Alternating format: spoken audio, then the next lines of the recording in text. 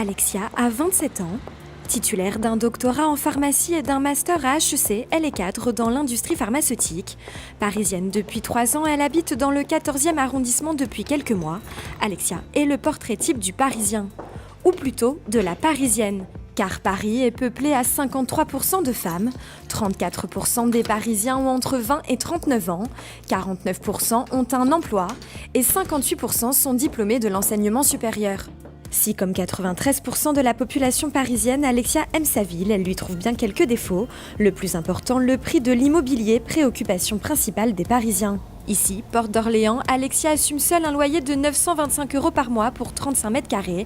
Alors, comme 2 tiers des Parisiens, elle a pour projet de partir. J'ai pour projet d'acheter. Ça fait 3 ans que je suis locataire sur Paris. À choisir, j'aimerais beaucoup être propriétaire sur Paris, mais ça risque d'être un petit peu compliqué au vu de mon budget. Du coup, je cherche plutôt vers la proche banlieue pour être propriétaire de 45-50 mètres carrés si possible. Autre préoccupation des Parisiens, la pollution. Alexia, elle, est asthmatique depuis 5 ans et selon elle, la mauvaise qualité de l'air de la capitale n'y serait pas pour rien. Pourtant, paradoxe important, 90% des Parisiens n'empruntent pas de voiture pour se déplacer. Alexia, elle, utilise principalement le métro. Depuis qu'en fait je suis parisienne, j'ai vendu ma voiture. J'en avais acheté une quand j'étais sur la banlieue. Maintenant, c'est vrai qu'avec le métro, tout est super bien desservi, donc je ne ressens pas la nécessité d'avoir une voiture.